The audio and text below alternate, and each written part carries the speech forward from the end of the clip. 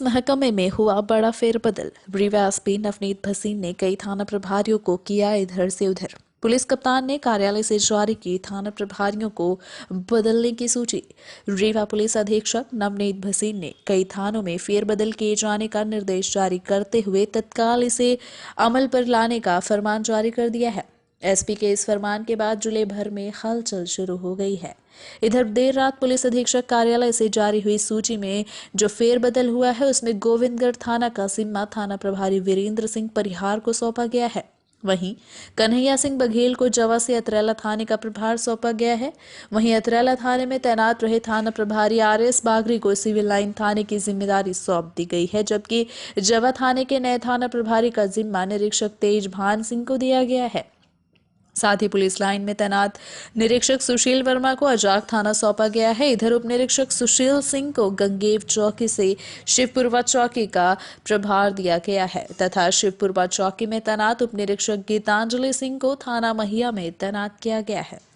वहीं उप निरीक्षक दिव्या उपाध्याय को रायपुर करछलियान से थाना चुरहटा में तैनात कर दिया गया है।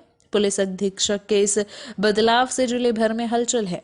ऐसा माना जा रहा है कि अभी और कई थानों में बदलाव किया जा सकता है। इसी तरह से पिछले 3 वर्षों से एक ही स्थान पर जमे कई पुलिस आरक्षकों को भी रीवा एसपी नवनीत भसीन ने इधर से उधर किया है, जो अपने आप में एक अहम निर्णय माना जा रहा है। इसमें से कुछ ऐसे आरक्षक भी हैं जो लंबे समय से अंगद के पांव की तरह एक ही जगह पर जमे हुए थे, जिन्हें शहर से देहात का रास्ता दिखाया गया। अब देखना यह होगा कि इस बदलाव का कितना असर देखा जाता है। इसमें ऐसे भी कुछ आरक्षक हैं जो अपनी पहुंच और रसूख का फायदा उठाते हैं और सिर्फ शहर के ही थानों में जमे रहना चाहते हैं, या यूं कहें कि अपने मन चाहे स्थान पर रहना चाहते हैं। और यह भी देखना बेहद जरूरी होगा कि आरक्षक बदलाव को स्वीकार करते हैं या फिर पूर्व की तरह दबाव की स्थिति निर्मित होती है।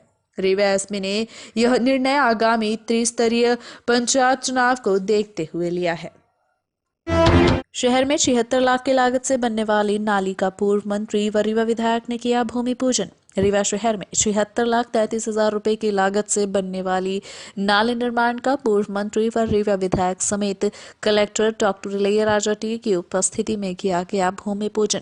नाली निर्माण के बाद नगर निगम रीवा के वार्ड क्रमांक 5 में रहने वाले रहवासियों को बरसात में आने वाली बाढ़ का व जल भराव से राहत मिलेगी। नगर पालिक निगम रीवा के वार्ड क्रमांक 5 स्थित संतोषी माता मंदिर के समीप पडरा में 76,33,000 रुपए की लागत से बनने वाली नाली निर्माण का कार्य शीघ्र ही शुरू किया जाएगा, जिसको 6 महीने में पूरा किया जाना है, जिसका भूमि पूजन रविवार को मध्य प्रदेश शासन के पूर्व मंत्री व रीवा विधायक राजेंद्र शुक्ल की मुख्य अतिथि तथा रीवा कलेक्टर इलैयाराजा टी की अध्यक्षता में किया गया। इस दौरान निगम आयुक्त शैलेंद्र शुक्ला समेत अन्य अधिकारी, कर्मचारी व स्थानीय लोग मौजूद रहे। का कार्य किया गया है, कितने की योजना है और कब तक बन जाएगा? ये 76 लाख की भूमि पूजन नाली का हुआ है और ये लगभग 6 महीने पूर्ण हो जाएगा। क्या क्या है इस पर? भाई ये देखिए क्या है, बरसात में जगह तिराहे में काफ़ी पानी डूब जाया करती थी। इसको हम लोग इसलिए देखते हुए कि फ्लड की जरूरत न हो, कॉलोनी आबादी डूबे ना। तो राज्य में कई कॉलोनी ऐसे बहुत सारे हैं, लगभग आपको 3,000 लोगों को लाभ मिलेगा और इसको हम सब मिले। नल की भी मांग आई थी। नल की डिमांड तो अभी यादव बस्ती में आई थी, उसको हम तत्काल पूरा करेंगे। कौन सा वार्ड है ये वार्ड तो देखा है अभी कि यादव बस्ती का है ना सर, पाइपलाइन के बारे में तो नगर निगम की ओर से हम लोग है ना उसको भी जल्दी टीम भेज करके उसके एस्टिमेशन से ना बनवा देंगे, ठीक है, उसको है ना दिलवा देंगे, ठीक है। मेरे हिसाब से उसके अलावा ऐसे कोई काम है, वैसे जनसुनवाई है ही है मंगलवार को। आप लोग राजू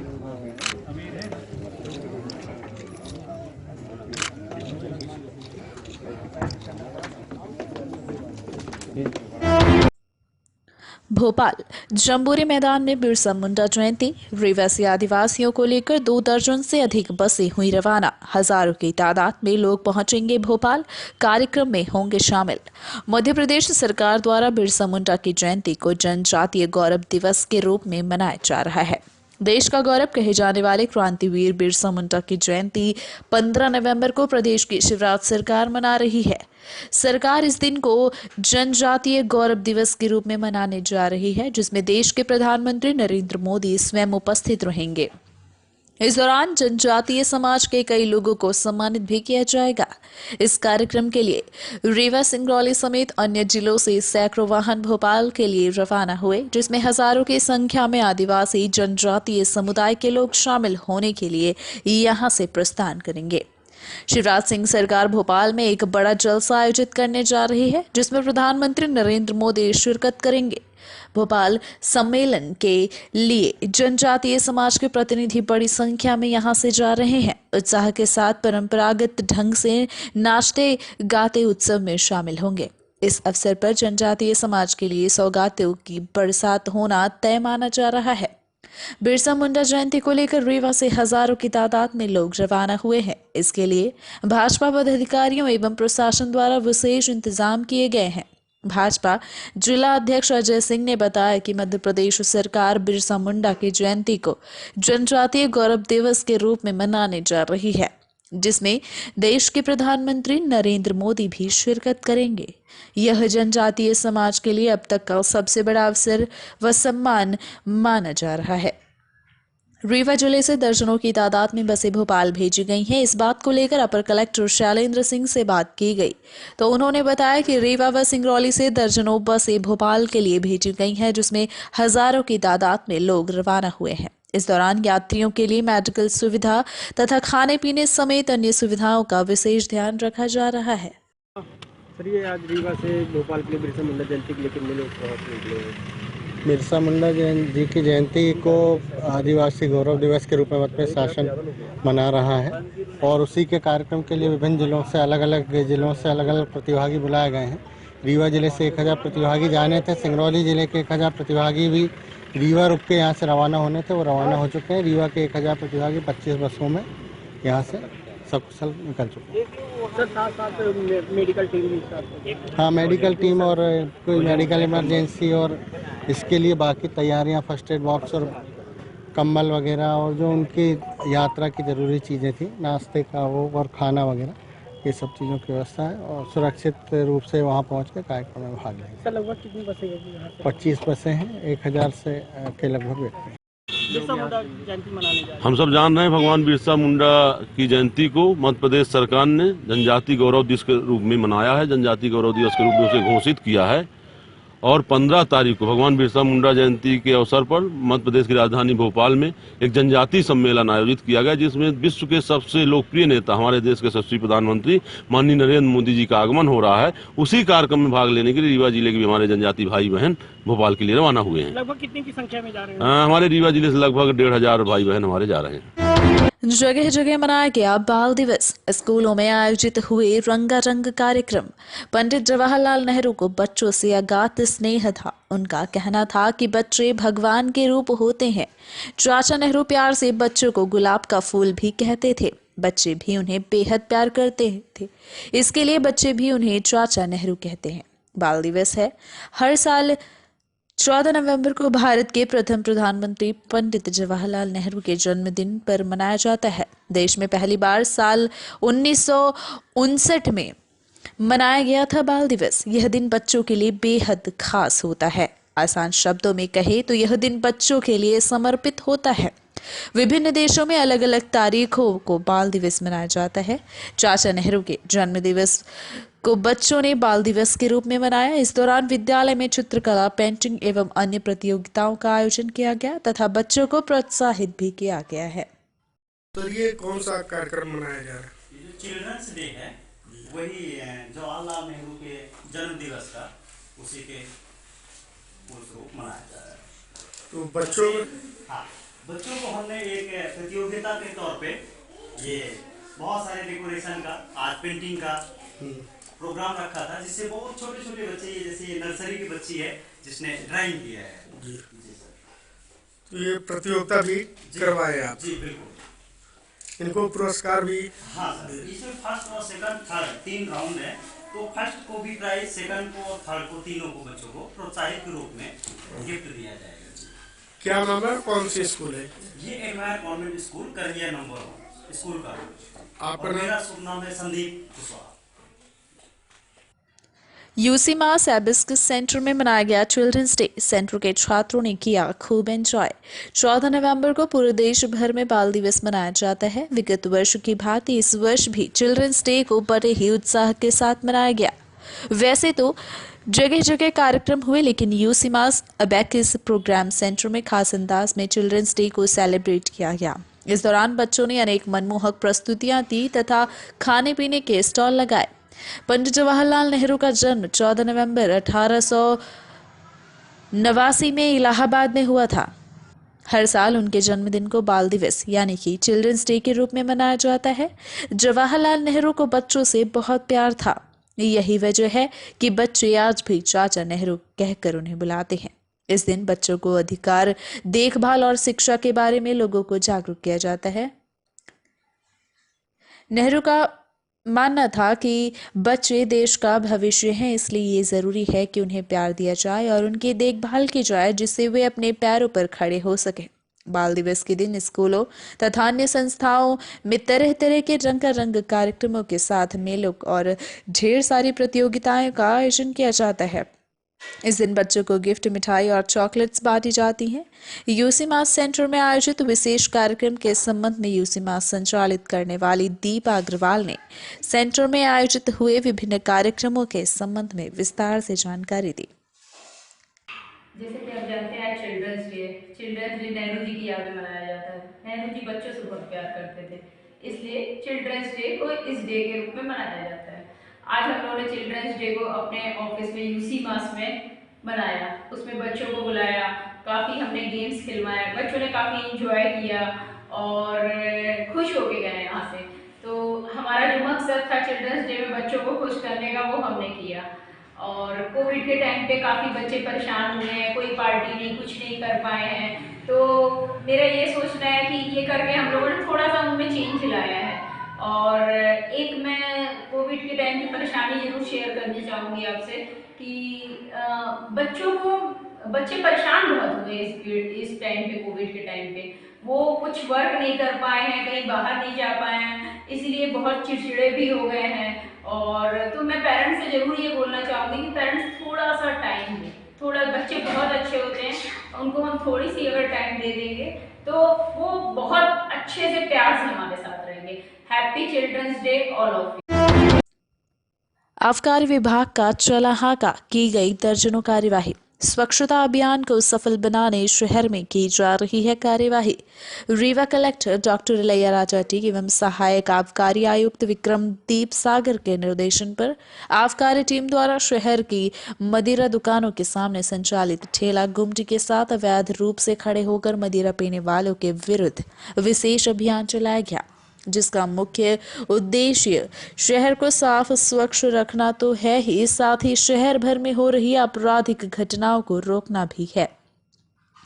इसी परिप्रेक्ष्य में आबकारी पुलिस द्वारा शहर के समान नाका, घोंघर, झिरिया समेत अन्य शराब दुकानों के आसपास जमा भीड़ एवं यहां खड़े ठेला गुमटी वालों को हटाने की कार्यवाही की गई। माना यह जा रहा है कि शराब दुकानों के आसपास जमा भीड़ होने से आपराधिक घटनाएं बढ़ रही हैं, साथ ही यहां ठेला गुमटी चलाने वाले लोगों द्वारा शहर को गंदा भी किया जाता है। इसी बात को मद्देनजर रखते हुए जिला प्रशासन एवं आबकारी विभाग द्वारा यह विशेष मुहिम चलाई जा रही है। हाका अभियान चलाकर ठेला संचालकों को साफ सफाई रखने की समझाइश भी दी गई। साथ ही बिखरे कचरे, पानी की खाली बोतल, पत्ता आदि को इकट्ठा कर डस्टबिन में डलवाया गया। अभियान के तहत घोंघर व छोटी पुल के पास निर्माणाधीन इको पार्क के पास लगी दुकानों के सामने फैली गंदगी को भी साफ करवाया गया। आबकारी विभाग रीवा द्वारा की गई संयुक्त कार्यवाही, इसके साथ ही आबकारी टीम द्वारा बेल्हान टोला में कुसुमकली पासी के मकान से 16 पाव प्लेन एवं 3 पाव मसाला मदिरा तथा ललपा में मन्नू चौधरी के मकान से 35 पाव प्लेन मदिरा के साथ कोठी में रत्नेश साकेत के मकान से 38 पाव देसी मसाला मदिरा जब्त किया गया। इसी के साथ कनौजा में राम रहीश बसोर के मकान से 2 लीटर हाथ पट्टी मदिरा एवं भटलो में जगदीश लोनिया के मकान से 1 लीटर हाथ पट्टी मदिरा बरामद कर मध्य प्रदेश आबकारी अधिनियम की धारा 34(1) के तहत प्रकरण कायम किया गया। आज की कार्यवाही में कुल 5 प्रकरणों में 51 पाव प्लेन मदिरा, 76 पाव मसाला मदिरा एवं 3 लीटर हाथ पट्टी मदिरा बरामद की गई। कार्यवाही के दौरान उप निरीक्षक अभिमन्यु पाठक, शबनम बेगम, अभिषेक त्रिपाठी, आशीष शुक्ला, मनोज वेलवंशी एवं मुख्य आरक्षक रमा गोविंद सिंह, आरक्षक अमित सिंह, महेंद्र सिंह, उमाकांत तिवारी, विद्या सिंह, संगीता द्विवेदी, वेद प्रकाश तिवारी उपस्थित रहे। शिकायतें आ रही थी कि उसके बाहर अवैध रूप से मदिरा पीते हैं लोग और अंडे ठेले वाले या उसके अगल बगल जो दुकानें हैं वहाँ पे लोग खड़े होते हैं, कानून व्यवस्था भी समस्या आती है। दूसरे अवैध मदिरा के विक्रय पर नियंत्रण के लिए अपनी दबिश की भी कार्रवाई चल रही है। अभी तक में कितनी कार्रवाई की गई है और कहाँ कहाँ कार्रवाई हुई? अभी ये लगातार 2 दिन हम लोगों ने शहर में हाका अभियान चलाया दुकानों के सामने जहाँ ज़्यादा भीड़ होती थी। ज़्यादातर बेसिकली शिकायत आ रही थी ये समान नाका फ्लाईओवर के नीचे जो नवीन निर्मित है, तो कलेक्टर साहब ने भी इसमें आदेशित किया, हमारे एसी साहब ने आदेशित किया, तो वहाँ हम लगातार ध्यान दे रहे हैं और आगे भी वहाँ पे कार्रवाई अपनी चलती रहेगी। और गांव में भी कई जगह जी शराब की दुकान, मतलब लोगों के यहाँ से शराब पकड़ी गई है। जी। कल हमारी एक संयुक्त टीम ने दबिश दी, पूरे जिले के प्रभारी अपने मौजूद थे, जिसमें हम शहर में ललपा, रानी तालाब और इसके अलावा जो है कनौजा में कार्रवाई की है। कितने लोगों के खिलाफ कार्रवाई की गई? कल 5 प्रकरण बने थे, जिसमें 5 आरोपियों के विरुद्ध प्रकरण दर्ज किए गए थे। ये अभियान कैसे अभी लगातार जारी रहेगा? ये अभियान लगातार जारी रहेगा। कलेक्टर महोदय और माननीय एसी सर लगातार सतत निगरानी कर रहे हैं इसकी, और जो शहर वाला अभियान है ये तो डेली का है, जिसमें हम लोकल पुलिस का भी सहयोग लेने के लिए बात कर रहे हैं।